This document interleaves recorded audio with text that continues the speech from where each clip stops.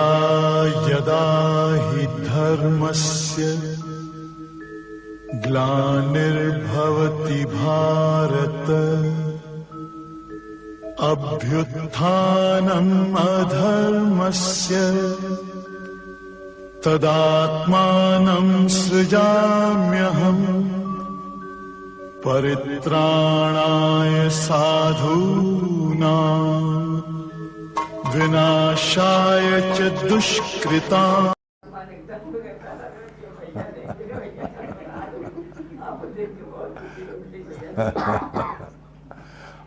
आप ही लोगों के वजह से यहाँ सत्संग शुरू हुआ है।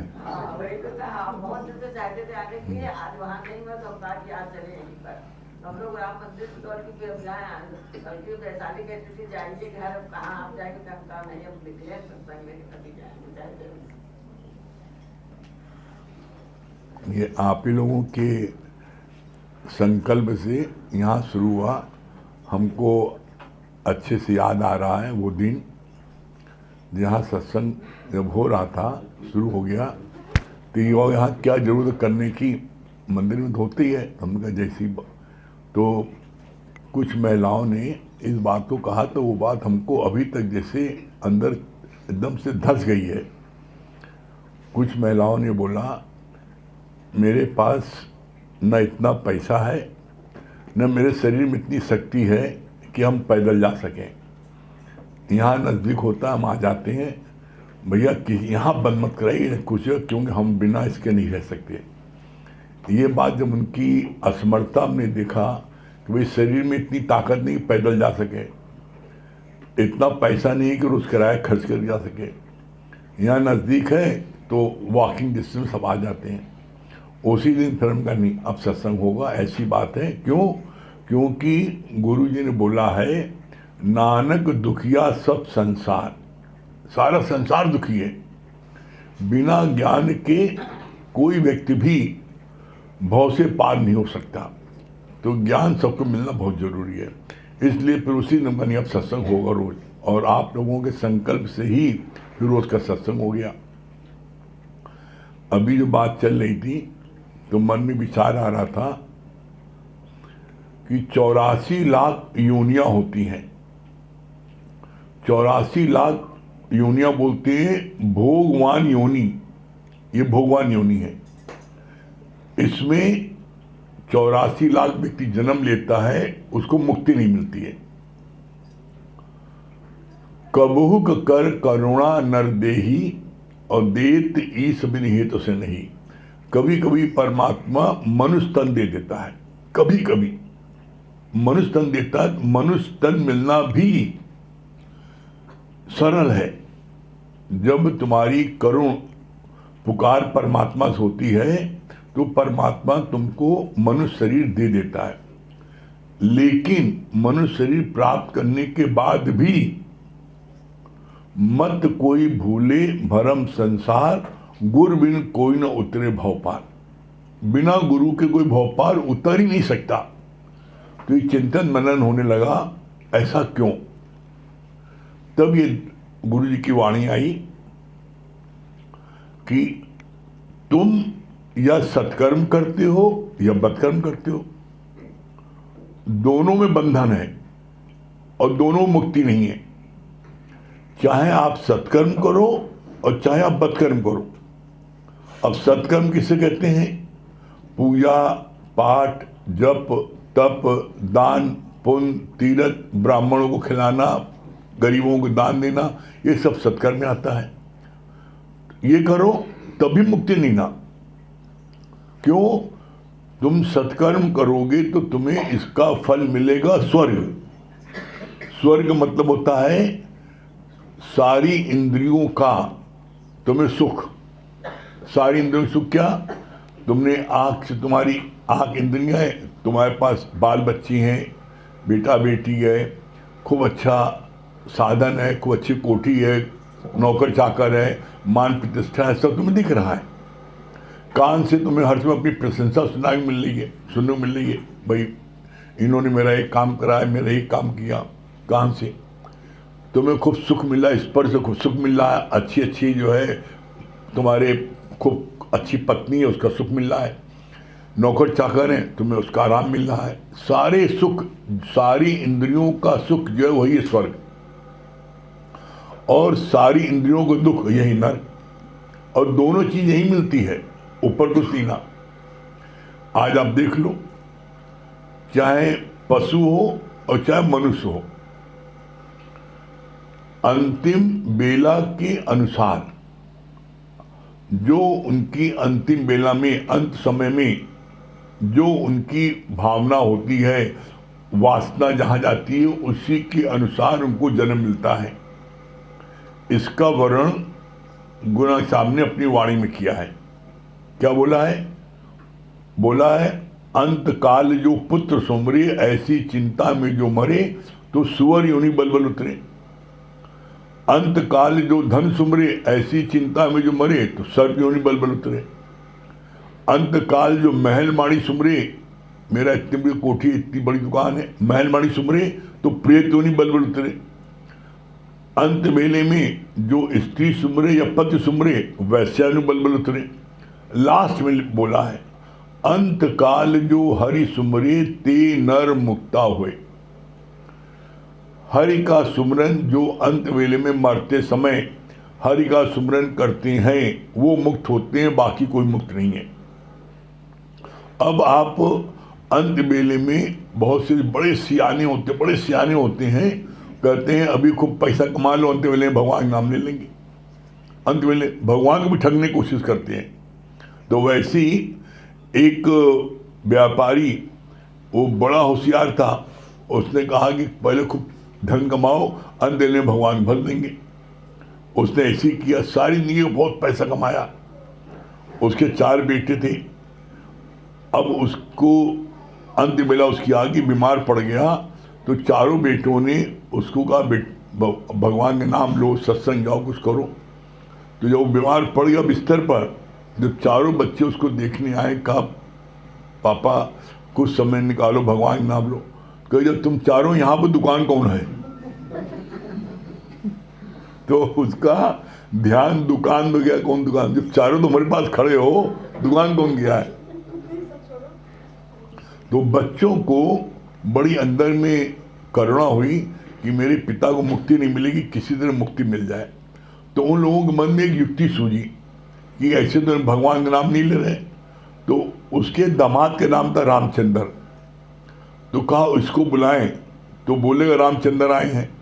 तो मतलब भगवान को ठग रहे हैं, मतलब रामचंद्र नाम है तो राम का नाम लेंगे तो कलयुग में भोपाल हो जाएंगे। तो उन्होंने लड़कों बच्चों ने, बेचारा विदेश में रहता था उसका दामाद, उसको बुलाया, जल्दी आओ। आ गया, और उसकी बिटिया का नाम था मुनिया, व्यापारी की। अब जब उसके सामने आया, उसका दामाद सामने, पापा पापा, क्या है बेटा, कौन आया है? तो उसने क्या बोला, अभी भी देखो जो खाओगे सारी जिंदगी उसकी डकार आएगी। बच्चों ने सोचा बोलेगा रामचंद्र और कौन आया, तो अपने बच्चों से बोलता है हमका बेवकूफ समझे हो का, अपनी बिटिया का नाम मुनिया की दुल्हा कौन है? मतलब रामचंद्र उसके नाम से नहीं निकला। तो भगवान को लोग ठगने की कोशिश करते हैं कि इनको भी डॉल दे दें। तुम सियाने हो, उससे बड़ा सियाना कोई नहीं है। तो भगवान को ठग नहीं सकता कोई। क्यों नहीं सकता? इसका प्रमाण है। क्या प्रमाण है? चतुराई से चतुर्भुज न पाई, भोले भाव मिले रघुराई।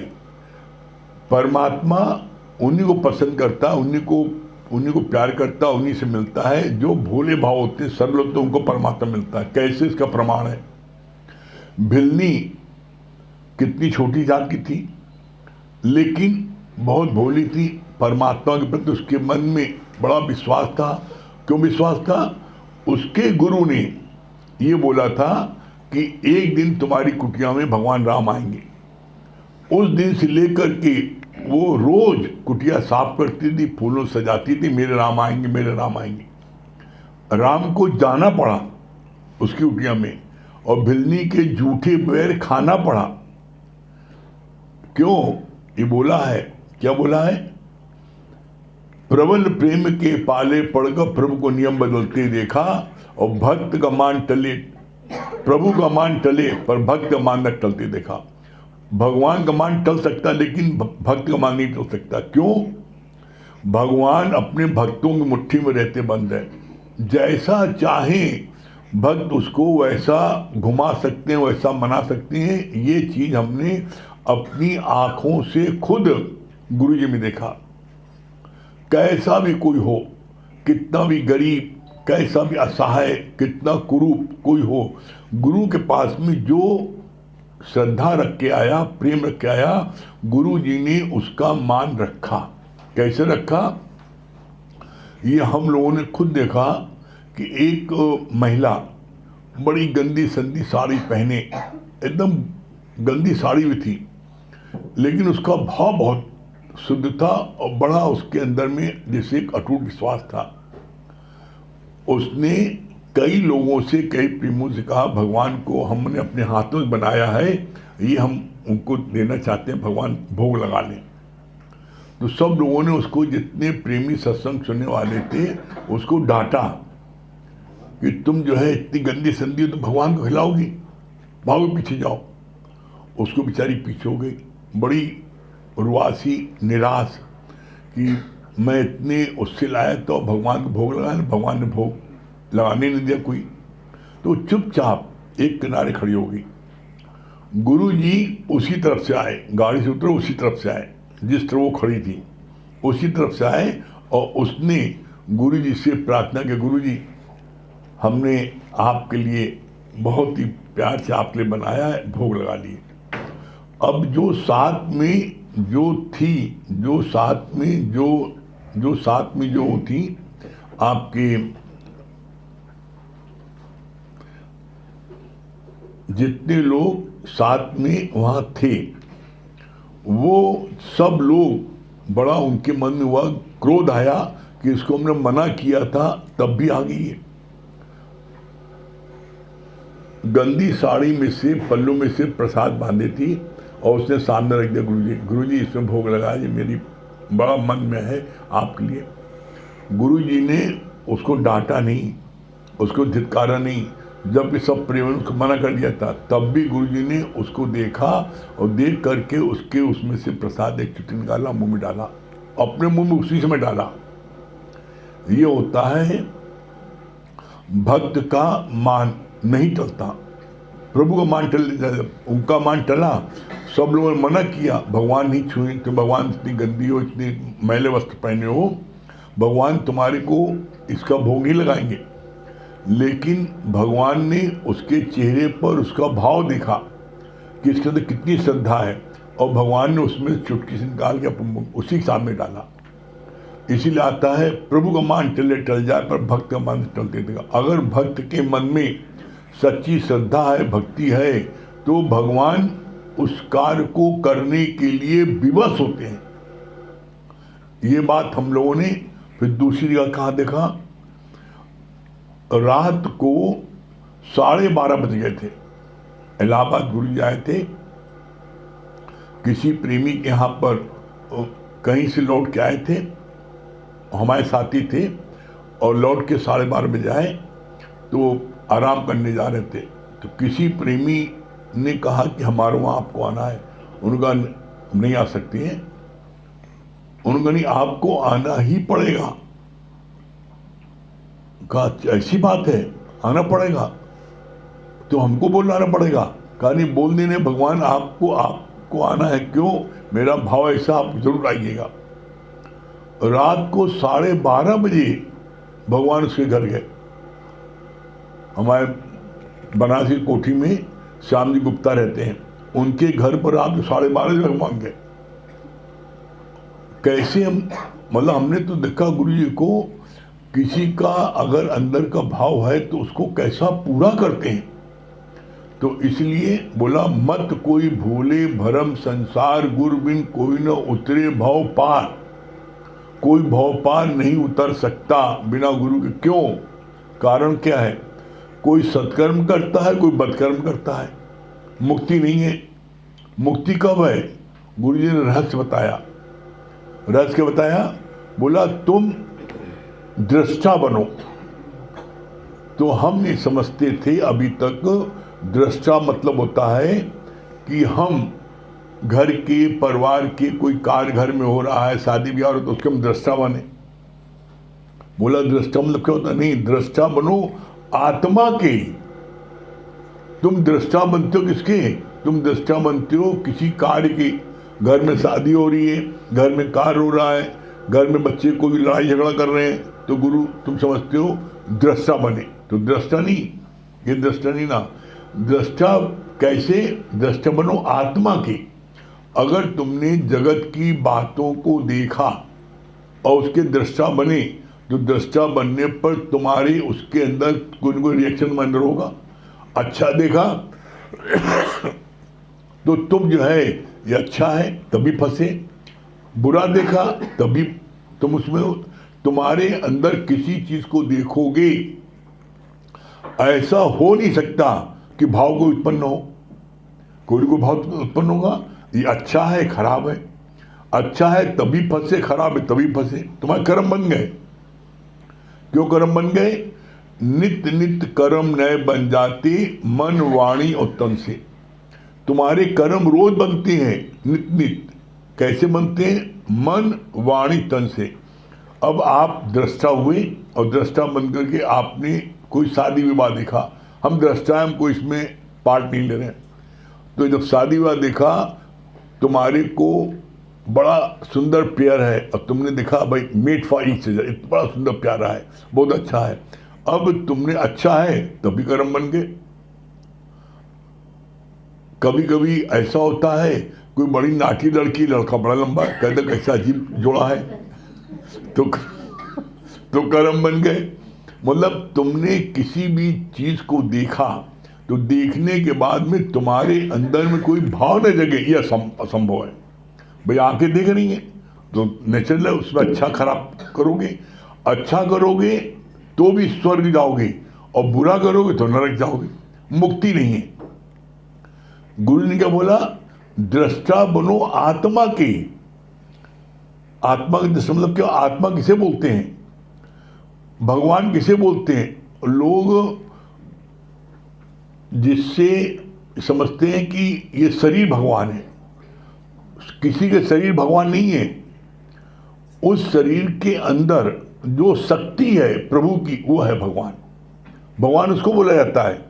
तो यहाँ पर गुरु कहता है देखो वो चांद है, तो हम गुरु की उंगली पकड़ लेते हैं, वो चांद है तो गुरु यही चांद, ये नहीं, वो चांद वो है। इसी तरीके से शक्ति जो है वो है जो परमात्मा की शक्ति है, वो हर जगह विराजमान है और हर एक में एक सी है। किसी में ज़्यादा किसी में कम नहीं है, ऐसा नहीं। सबसे छोटा जीव मच्छरों हाथियों चींटी होती है, तो चींटी और मच्छरों में छोटी आत्मा है और हाथी में बड़ी आत्मा है, ऐसा नहीं ना। आत्मा एक है। कैसे? आत्मा की तुलना किससे की? जैसे आकाश। अब आकाश है, आकाश पूरे विश्व में सर्वत्र एक जैसा है। आपको नीचे ऊपर दिखाई पड़ रहा आकाश है। आप अभी प्रयागराज में हो और अभी आप अमेरिका चले जाओ तो वहाँ भी आकाश है, रसा चले वहाँ भी आकाश है, चाइना चले वहाँ भी आकाश है। आकाश सर्वत्र एक जैसा है। उस आकाश के नीचे सारी हलचल है। जितने मकान हैं, बिल्डिंग हैं, होटल हैं, माल, जितनी सारी चीज़ें हैं, सब उसी आकाश के नीचे हैं। बिल्डिंग टूटती है, माल टूटता है, कोई चीज़। अभी 172 मंजिल ऊंची बिल्डिंग नोएडा में तोड़ी गई, तो वो हलचल कहाँ हुई? धरती में हुई ना, आकाश में कोई हलचल हुई? इसी तरीके से आप आकाशव्रत हो। आप आकाशव्रत कब हो? जब आप अपने को ये फील करो, आई एम दैट, मैं वो ब्रह्म हूँ। वो ब्रह्म हर एक जीव प्राणी में है, चाहे वो मच्छर हो, चाहे चींटी हो, और चाहे हाथी हो, और चाहे लड़का हो, चाहे लड़की हो। हर एक में वो आत्मा, वो ब्रह्म शक्ति हर एक में है। कैसे? इसका बड़ा सुंदर गुरु जवाब दिया, सूना सकना कोई नहीं, हर के अंदर लाल, और मूर्ख गण खोले नहीं कर्मी भय कंगाल। जो मूर्ख लोग होते हैं वो उस जीव और ब्रह्म की गांठ को नहीं खोलते। वो ब्रह्म शक्ति, वो आत्मा हर एक जीव के अंदर है। उसी ब्रह्म और जीव की गांठ को खोलना है और ब्रह्म भाव में हमेशा रहना है। बस एक सिंपल। इसीलिए क्या बोला गया है? इसीलिए बोला गया पहले विभाग, फिर त्याग और फिर लक्षण। पहले विभाग करो। विभाग क्या करो? विभाग करो, ये आत्मा है, ये जीव है, ये आत्मा है, जीव है। तो क्या करो? आत्मा और जीव को अलग करो। जब अलग करोगे तो फिर क्या है? अपने को हर समय फील करो, मैं आत्मा हूं, मैं शक्ति हूं। जीव भाव को हटा दो। पहले आपने विभाग किया, फिर देह का त्याग किया, और फिर अपनी आत्मा में स्थित रहे। कैसे? इसका बड़ा सुंदर गुरु ने प्रमाण दिया। जैसे बादाम, बादाम ऊपर से बहुत मोटा उसका छिलका है, उसको आप तोड़ते हो, उसके बाद में अंदर लाल गरी मिलती है बादाम की। लाल गरी को आप निकालो, नहीं निकलती। उसको रात भर पानी में कटोरी में डालते हो, तब वो लाल गरी निकलती है, तभी बादाम दो भाग नहीं होता। उसके बाद में एक पतली सफेद झिल्ली होती है, तब बादाम के कॉर्नर से आप उसको नोचते हो, पतली झिल्ली, तब बादाम दो भाग में होता है। ये है जीव और ये है आत्मा। अब दोनों का क्या अलग हो गया? दोनों अलग हो गया। अब एक हो गया जीव को ब्रह्म। अब जीव भाव को त्याग दो और ब्रह्म भाव में हमेशा अपने जागृत रहो। मैं ब्रह्म हूं, मैं ब्रह्म हूं, ये सबसे बड़ा जाप है, और मैं जीव हूं, जीव सबसे बड़ा पाप है। तो अपने को हर समय वो ब्रह्म फील करो। गुरु जी क्या बोला है? As you think you become. जैसा तुम अपने को सोचोगे, तुम सोचोगे मैं अम्मा हूं तो तुम्हें 4 पुत्र दिखाई पड़ जाएंगे। तुम सोचोगे मैं मालिक हूं फैक्ट्री का, तुम्हें फैक्ट्री दिखाई पड़ जाएगी। तुम सोचोगे कि मैं किसी पत्नी हूं तो तुम्हें पति दिखाई पड़ेगा। तुम अपने को हर समय क्या सोचते हो? बोला नहीं as the company so the colour. आप कौन सी कंपनी देखते हो, कौन सी कंपनी लेते हो? हर समय, हर समय हाय मेरा बेटा, हाय मेरी बेटी, हाय मेरी पत्नी, हाय मेरा पति, हाय मेरा दामाद की रट लगाते हो। अपने मन में विचार करो कि आज दिन तक इतनी उम्र हो गई, इतनी उम्र में 40 साल उम्र हो गई, 50 साल उम्र हो गई, तो तुमने 50 साल की उम्र में तुमने शादी की 25 साल में 15 साल पहले 25 साल तक तो हाय मेरी अम्मा, हाय मेरे पापा उसको रखते रहे। शादी हुई तो हाय मेरा पति, हाय मेरा बिटवा उस पर रखते रहे। उसकी शादी हुई हाय मेरा दामाद उसको रखते रहे। तुमने इस 40 साल में 50 साल में कभी तुमने भगवान का नाम लिया? कभी तुमने, तुम्हारा बेटा स्कूल से 2 घंटे देर में आया, छुट्टी होने के बाद नहीं मिला, 2 घंटे स्कूल से घर नहीं आया, तो तुम कैसा तड़पते हो? कैसा तड़पते हो? कितनी जल्दी अपने आदमी को, नौकर को, चाकर को भेज, जल्दी आओ स्कूल जाओ, बच्चा काहे नहीं आया, कहाँ रह गया, कहीं एक्सीडेंट नहीं हो गया, कोई उठा तो नहीं ले गया? कैसा अंदर तड़पते हो।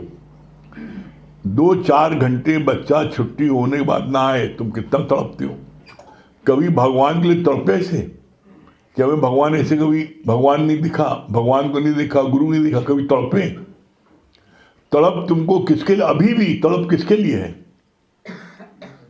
बेटा बेटी के लिए, दामाद के लिए। तो तुम्हें दिन रात तड़प उसकी है, तो तुम्हें वो मिलेगा, भगवान मिलेगा? अपने से बात करो।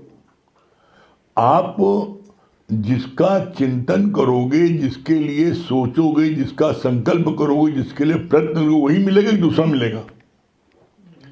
हम रात दिन तो बेटे की चिंतन करते हैं, बेटी की चिंतन करते हैं, दुकान के चिंतन करते हैं, मकान करते हैं। हम भगवान की चिंतन कब करते हैं? हम गुरु की चिंतन कब करते हैं? अपने से पूछो। तो बोला हम चाहते हैं शांति। दुनिया में कोई ऐसा व्यक्ति नहीं है जो शांति न चाहता हो। हर व्यक्ति शांति चाहता है, लेकिन शांति वो ढूंढ रहा है पदार्थों में, वो ढूंढ रहा है बेटा बेटी में, वो ढूंढ रहा है उसमें कि हमें जो है हमको शांति मिल जाए धन दौलत में। दुनिया के किसी पदार्थ में, दुनिया के किसी पदार्थ में शांति नहीं है। आप कितना भी धन दौलत प्राप्त कर लो, कितना भी कोई चीज प्राप्त कर लो, वो चीज तुम्हें मिल जाएगी, वो पदार्थ मिल जाएगा, वो लड़का लड़की मिल जाएगी, वो दुकान मकान मिल जाएगा। उन चीजों में शांति है ही नहीं ना। और हम शांति ढूंढ रहे हैं पत्नी में, हम शांति ढूंढ रहे हैं जमीन में, शांति ढूंढ रहे हैं दुकान में, शांति ढूंढ रहे हैं धन में, वहाँ शांति है नहीं ना। कैसे नहीं है? बड़ा सुंदर इसका गुरु जी एक एक बात का उदाहरण दे के प्रमाण सिद्ध करते हैं। मुर्गे जैसे एक बुढ़िया अपने घर के बाहर वो ढूंढ रही थी। लड़के बच्चों ने देखा, अम्मा कहाँ ढूंढ रही हो? बेटा हमारी सुई खो गई है, उसको ढूंढना है। तो लड़के बच्चों ने भी कोशिश की, अम्मा कहाँ खोई है, देखने लगे। जब बच्चों ने भी देखा 15 मिनट तक कहीं सुई नहीं मिली, एक एक कोना झांक लिया। तब बच्चों ने पूछा, अरे अम्मा ये बताओ, हम तो यहाँ एक कोना ढूंढ लिया, तुम्हारी सुई खोई कहाँ थी? कहे बेटा खोई तो कमरे के अंदर रही। तो कहीं यहाँ कहाँ ढूंढ रही हो? कहीं यहाँ इसलिए ढूंढ रहे कि यहाँ प्रकाश है, यहाँ पर रोशनी है, प्रकाश, इसलिए मैं ढूंढ रहा हूँ। तो गुरु ने बोला, तुम सारी जिंदगी वहाँ पर जहाँ प्रकाश है वहाँ ढूंढोगे तो मिलेगी। अरे वहाँ जब सुई खोई नहीं तो वहाँ कैसे मिलेगी? खोई है कमरे में। तो क्या बोला, उस कमरे में जहाँ अंधकार है वहाँ ही प्रकाश कर लो तो तुम उसे मिल जाएगी। इसी तरीके से हमारा ये शरीर, इस शरीर में मन है, ये कोठरी है, मन है कोठरी। मेरी शांति भंग हुई है किसी पदार्थ के लिए। हमने जितना धन कमाना चाहते धन नहीं कमा पाए, जिस लड़की से शादी करना चाहते शादी नहीं कर पाए, जो ज़मीन चाहते जमीन नहीं मिल पाई, जो चीज़ हम चाहते थे नहीं मिल पाई। तो मेरी इस कमरे के अंदर कोठरी है, इसके अंदर वो सुई खोया, शांति नहीं मिल रही है, वो पदार्थ नहीं मिला, हमारे मन में शांति आ गई। तो सुई खोई है मन के अंदर, और हम ढूंढने का हम मैयर चले जाएं, वैष्णो देवी चले जाएं, फलाए चले, हम शांति मिल जाएगी। तो सुई खोई है तुम्हारे मन में, तुम्हारे मन में पड़ा है, हमको ये लड़की मिल जाती, काश शादी कर लेते। अभी कुछ दिन पहले लड़के ने 28 साल के बेटे ने सुसाइड किया है। क्यों? कहा हम जिस लड़की को चाहते थे हमको लड़की नहीं मिली, तो मैंने कहा जिंदा रह गया मैं क्या करूँगा, मैं तो उसके लिए चाहता था। उस लड़की को प्राप्त न करने का उसे सुसाइड कर लिया। तो इतनी तो आसक्ति है। व्यक्ति कभी अपने मन विचार करो, व्यक्ति अपना जीवन कहाँ नष्ट कर रहा है। जो चीज विनाशी है, जिसका अस्तित्व नहीं रहने वाला है, हम उस चीज के लिए अपनी जान दे रहे हैं। आप देख लो, क्या जिस दुकान को हम चाहते हैं उसका अस्तित्व रहेगा? जिस मकान को हम चाहते हैं उसका अस्तित्व रहेगा? जिस जमीन को चाहते हैं, जिस लड़की को चाहते हैं उसका अस्तित्व रहेगा? अब बताओ, दुनिया में कौन सी ऐसी वस्तु है, कौन सी ऐसा पदार्थ, कौन सी ऐसी बिल्डिंग है जो हमेशा रहेगी? एक परमात्मा के अलावा किसी का भी अस्तित्व हमेशा नहीं रहेगा। एक परमात्मा वाला, जिस परमात्मा का अस्तित्व हमेशा रहना है उसको तो भूल गए, उसको तो याद ही करना भूल गए। हम यही भूल गए कि उसी परमात्मा की शक्ति से हमारे शरीर चल रहा है, हम ही भूल गए। हम तो याद किसको कर रहे हैं? जिसने हमें मिठाई खिलाई, जिसने हमें कुछ पैसा दे दिया, जिसने मेरी तारीफ को, हम उसको याद कर रहे हैं। अरे हमारी निगाह जो सामने है उसको पढ़ रही है, और जो जिसके कारण से ये शरीर चल रहा है उस पर हमारी निगाह ही नहीं रहा। कैसे? जैसे पिक्चर हॉल में आप पिक्चर देखने जाते हो, पर्दे पिक्चर देख रहे हो, उस पिक्चर देख करके आप हंसते हो और रोते हो, बड़ी बढ़िया पिक्चर है। तो किसको देख के हंसते हो रोते हो? वो कलाकार की एक्टिंग को देख के हंसते हो रोते हो। ये तुम भूल जा रहे हो कलाकार जो उछल कूद मचाए किसके आधार पर? अगर पीछे पर्दा न हो तो उछल कूद मचा पाएगा? अब बताओ, वो पर्दे के आधार पर पिक्चर चल रही है, पर्दे में निगाह किसी है ही नहीं ना, हमारी निगाह किस पर है? ये कलाकार बड़ा बढ़िया, ये कलाकार बड़ा खराब है, हम उसको देख करके सीटी बजाते हैं, रोते हैं, हंसते हैं उसकी एक्टिंग देख करके। इसी तरीके से जैसे पिक्चर हॉल में रंगमंच में लोग कोई सीटी बजाता, कोई रोता, कोई हंसता है, उसी तरीके से ये जगत में रंगमंच है।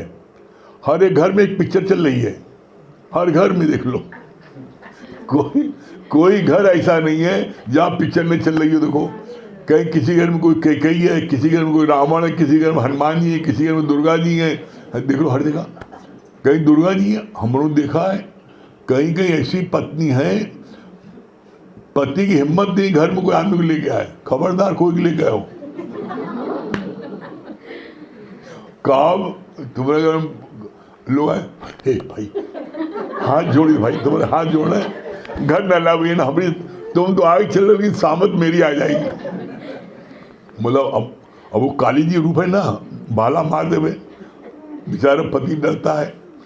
किसी घर में पति जो है इतना रावण है कि पता लगा पत्नी थर हमें डर लग रहा उनसे, थर थर कांपती है। मतलब कोई बात कहने में डरती है कि हम इसे कहेंगे ना ऐसा ना हो गई झपट्टा मार दे। किसी घर में हमने देखा आंखों से, किसी घर में पति बेचारा इतना नम्रता वाला है, इतना प्यार करने वाला पत्नी को है, इतना प्यार करने वाला है कि सुबह पत्नी लेटी रहती सो रही मस्ती में है, चाय बना के पिए उठो चाय पी लो, वो अपनी पत्नी के सामने खड़ा है और कह रहा है प्री उठो, गुड मॉर्निंग, चाय ले आए। ये देखा। और किसी का ये भी देखा, होठ छुड़ाए सो रही है, तेरी अम्मा ने ही सिखाया है, सोती रहती है 10 बजे तक, वो सुबह उसकी नींद नहीं खुलती, गाली शुरू हो जाती है। तो ये सारी चीजें क्यों? कभी इस पर विचार किया क्यों? भैया जो तुम बो के आए हो वही आज तुम्हें मिल रहा है, ये तुम्हें याद नहीं है। बोते समय, कर्म करते समय इंसान ध्यान नहीं देता, कर्म करते समय आदमी करता जाता है, जब कर्म का फल मिलता है तब रोता है और बिलखता है। इसीलिए कहा गया है बिना विचारे जो करे सो पाछे पछताए, और काम बिगाड़ो आपने जग में हो थसाए। जिसने भी अपने काम को उसका बिगड़ा है, जिसका भी काम बिगड़ा है जीवन में, जिसको भी कष्ट मिला है, मैंने अपने जीवन के अनुभव से देखा है, तुमने जो कार्य किया है उसी के अनुसार तुम्हें फल मिला है। इसीलिए भूल के भी कभी गिला शिकवा नहीं करना। तुम्हें बहुत कष्ट मिल रहा है, शरीर कष्ट मिल रहा है, समझ लो तुमने शरीर के साथ बड़ी जास्ती की है। तुमने जब शरीर अच्छा था तुमने बड़ी लापरवाही की है, तुम्हारे को बड़ी गरीबी मिल रही है तो समझ लो तुमने जो है बहुत अधिक तुमने जो है अत्याचार किया है, तुमने बहुत लोगों का धन लूटा है अपने ज़माने में, आज तुम्हें गरीबी मिल रही है। तुम्हें अगर भूखमरी में है, खाने को भी नहीं ना, समझ लो तुमने बहुतों का धन, बहुतों का जो है खाना लूटा है, आज गरीबी मिल रही है, खाना नहीं मिल रहा है। शारीरिक कष्ट तुमको बहुत है, तुमने किसी को बहुत सारी कष्ट दिया है। जो तुमने बोया था उसी बोए हुए का तुमको परिणाम आज मिल रहा है। अगर ऐसा न होता तो आप बताओ, जो बच्चा जन्म लेता है, आज जन्म लिया जिसने, आज वो बच्चा किसी राजा को पैदा होता है और एक बच्चा भीख मांगने को पैदा होता है। जो भीख मांगने वाले, एक बच्चा जो है राजा को पैदा होता है। तो अभी बच्चे ने तो कोई कर्म ही नहीं किया, तब एक बच्चा राजा को पैदा क्यों हो रहा है, एक बच्चा भीख मांग को पैदा हो रहा है। जो कर्म हम करके आए हैं, एक बार व्यक्ति को मनुष्य जन्म मिलता है और उस एक बार मनुष्य जन्म में वो इतने कर्म बना लेता है कि 84 लाख योनियों तक उसको भोगना पड़ता है। इसलिए कहा जाता है नित नित नए कर्म बन जाते मन, वाणी और तन से। अब बनते कैसे हैं? मन से कब बनते हैं, वाणी से कब बनते हैं और तन से कब बनते हैं? इसकी भी क्रिया है। मन से कब बनते हैं?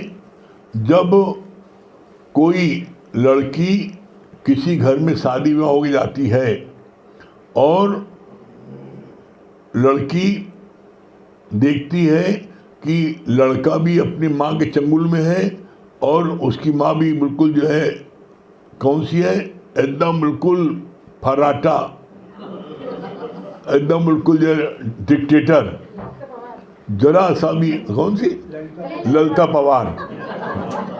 वो अब वो जैसी पता लगता है कि ना हर बात में जरा सा रोटी कच्ची हो गई, पति खा रहा है, रोटी कच्ची हो गई, देखा तो तुरंत डायलॉग बोलेगी, तुम्हारी अम्मा ऐसे कच्ची रोटी सिखाई था, तुम्हारी ये किया था, मतलब हर बात बताना। और वो बेचारी जो है अपनी सास को एक शब्द इसलिए नहीं बोल पाती, अगर एक शब्द बोले तो पति चाटो गाली बकेगा, पति उसके अंडर में है, एकदम कब्जे में है, तो क्या है वो बड़ी व्याकुल होती है और रोज रोज ताना बाना सुनती है, रोज अपनी सास की जो है गाली सुनती है, रोज उसको 10-20 गाली पड़ती है। तब उसके मन से कर्म बनते हैं, तब वो देखती है हम कुछ कह सकते नहीं, ना मार सकते नहीं, तन से मार सकते नहीं, मुख से कुछ बोल सकते नहीं, तब उसके मन से कर्म बनते हैं।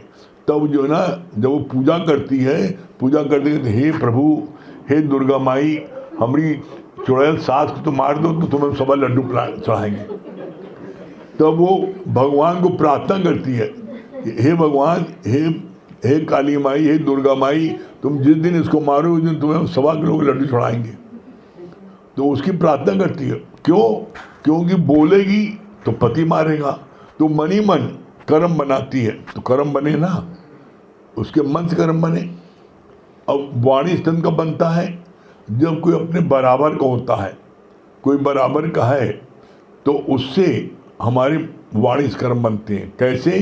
किसी ने कोई गलती की तो आप तुरंत उसको जो है डांटते हो, कहते हो, कैसे काम करते हो, होश काम नहीं करते हो, सब दूध गिरा दिया, तो आप उससे उस समय आपकी वाणी से कर्म बनते हैं। और कोई आपका जो है गुलाम है, बेटा है, असहाय है, जिसके कम बुद्धि है, जो निर्बल है, उसने कोई गलती की, एक रिक्शे वाला है, आप कार से जा रहे हो, ढलान पर आपकी गाड़ी जा रही है और पीछे से एक रिक्शा वाला भी आ रहा है ढलान पर, आपने तो पावर ब्रेक मार दिया, रुक गई, उसका कौन पावर ब्रेक है रिक्शे वाले के पास, उसका रिक्शा ब्रेक मारते मारते हुए आपकी कार में पीछे छू गया, हल्का से लग गया थोड़ा सा, और आपने क्या देखा, अरे मेरी 50 लाख की कार में इसने अपना रिक्शा छुआ दिया, टक्कर मार दिया, आप तुरंत उतरोगे, छापा मारो उसको। क्यों? अरे गरीबी क्या कर लेगा हमारा, मेरे इसमें क्यों टक्कर मारा? तो आपने उसको अपने से कमज़ोर को हाथ से मारा और जो आपके बराबर वाला उसको आपसे मुख से बोला, और जो आपसे जो है ताकतवर है, कमज़ोर नहीं ताकतवर है, उसको आप न मुख से बोल सकते हो और न उसको आप जो है कुछ कह सकते हो। ये बातें जिसके साथ बीती थी उसने खुद बताया। क्या बताया? एक व्यक्ति हमारे ही सत्संग में आते थे, वो हाई कोर्ट जा रहे थे अपनी स्कूटर से। देखो भय क्या चीज़ होती है, आप देखो, आदमी तब जो है मनी मन कर्म बनाता, बोल नहीं पाता, जा रहे थे अपनी स्कूटर से, तो पीछे से एक लड़का अधेड़ उम्र का, दुबला पतला, खूब तेजी साल का जा रहा था, और उसके बाद में उसने जो है स्कूटर रोकी, कोई बच्चा सामने आ गया तो उसने स्कूटर रोकी, जोर से ब्रेक मारा, और उसके साइकिल में ब्रेक नहीं लगता, और उसने आगे जोर से टक्कर मारा पीछे उसके स्कूटर में। जब टक्कर मारा पीछे स्कूटर में तो उनको बड़ी गुस्सा आई, मैं हाईकोर्ट में काम करता हूँ, मैं अफसर हूँ, और मेरे में टक्कर मार दिया, उतरे कि उसको मारें, गाड़ी खड़ी किया। जब उतरे मारने के लिए तो देखा साइकिल में जो लड़का छरेरा दुबला पतला था और एक झोला लटकाया है और उसमें गोल गोल ऐसे दिखाई पड़ रहा बम ऐसा, गोल गोल झोले में लटका बम इतना दिखाई पड़ रहा है। तो वो स्कूटर वाले हाईकोर्ट उसको डांटते, उसके पहले बोला है चार चराग लगाए हो, देख नहीं सकते हो। वो आगे देखे पीछे देखे, और जब उन्होंने देखा ये झोल में लटकाए बमों, ऐसा निकाल के तो फोड़ दे, तो उसे क्या बोलते हैं वो, उससे बोलते हैं भैया अभी तक जो चार आंख है दो आंख से आगे देखत रहे, अब भैया दो आंख के पीछे देखो गलती हो गई। अब देखो आदमी को भय कितना वो कर देता बसीभूत। वो एक शब्द नहीं बोले, उसकी बात उल्टा डांट सुना, डरे और चले गए। तो आप क्या वक्त बाद में फिर तुम्हारे मन में कुछ आवा, कहा हम आगे बजरंगबली मंदिर बना को बजरंगबली आज इसको जरूर मरवा देना, भगवान बजरंगबली इसका एक्शन करा देना। तो मन कर्म बनाए ना, जब हम किसी को कुछ कह नहीं पाते मान नहीं पाते तो मन कर्म बनाते हैं। तो इसीलिए गुरु ने बोला है ये जो मन से कर्म बनते हैं, तो ये जो मन से कर्म बनाना है ये तीनों रुके तुम्हारा, मन से वाणी तन से, और ये कर्म इतने बन जाते हैं कि तुमको जो है 84 लाख यूनों में भटकना पड़ता है। जब जीवन में गुरु आता है, गुरु कहता है अजो कुछ नहीं बिगड़ो, अभी कुछ नहीं बिगड़ा, कोई बात नहीं, आज तक तुमने कर्म किए थे, अब तुम्हारे जितने कर्म हैं पिछले, मैं उन सारे कर्मों को जला के राख कर देता हूँ, मैं राख कर दूंगा। जैसे कोई जमादार किसी मोहल्ले में बटोरता है और पूरे मोहल्ले का कूड़ा बटोर के इकट्ठा करता है और उसमें आगे लगा देता है, सब जल जाता है। इसी तरीके से गुरु जी कहते हैं, क्या बोलते हैं, हम तुम्हारे सारे पिछले कर्मों को जला के राख कर देंगे, लेकिन उसके लिए कंडीशन है। कंडीशन क्या है, नो सिन नो मोर। सिन माने पाप, जो पाप तुमने आज तक किया है, आज ये सत्संग कल वृक्ष है, आज यहाँ पर ये संकल्प करो, हे गुरुजी अब आज से हम कोई पाप आगे नहीं करेंगे, तो तुम्हारे सारे पाप गुरु जला के राख कर देगा। जैसे जमादार पूरे मोहल्ले का कूड़ा बटोरता है और बटोर के एक जगह इकट्ठा करता है, आगे जला देता है, इसी तरह तुम्हारे गुरु तुम्हारे सारे पापों को जला के राख कर देंगे। इसीलिए दादा भगवान ने बोला ये बात, जो भी इस दर पर आ गया, कैसा भी, ये वर्डिंग बोली है, कैसा भी नीच पापी अधर्मी कुकर्मी बदचलन मेरी शरण में जो आ जाता है, मैं उसको कब्र से निकाल कर मुक्त करता हूं। तो जितने लोग यहाँ सत्संग में आ गए हो, अपनी मुक्ति की चिंता बिल्कुल नहीं करना, आप सब मुक्त हो गए। आपको गुरु ये पावर देता है कि आप गुरु के ज्ञान को जाके सुनाओ तो हजारों को आप मुक्त कर सकते हो, लेकिन एक कंडीशन है, कौन सी, नो सिन नो मोर। आज के बाद अब आप आगे कोई पाप न करो, तो गुरु तुम्हारे सारे पापों को जला के राख कर देगा और तुम निश्चित मुक्त हो जाओगे। तो अपनी मुक्ति की चिंता बिल्कुल नहीं करो और ये जानो कि तुम मुक्त हो गए हो। ऐसा करोगे तब तुम्हें आएगा परम आनंद की प्राप्ति। जब हर समय अपने उसमें रहोगे गॉडहुड में, तो तुम्हें जो है उस समय तुम्हें कभी भी कोई दुख संताप नहीं कर सकता। कर ही देखो, आनंद न मिले तब कहना। इसीलिए बोलते हैं विचार करो, जो सुख आए फिर नहीं जाए उसका करो विचार, देखा पागल सब संसार। तो आप कर ही देखो, आपको निश्चित आनंद की प्राप्ति होगी, मन में शांति मिलेगी, मन में आनंद मिलेगा। और कोई ऐसा नहीं है जो इस लक्ष्य को प्राप्त न कर सके, हर कोई प्राप्त कर सकता है। आप पुरुषार्थ को, ये है पुरुषार्थ। ठीक है, आगे अब भैया बताएंगे।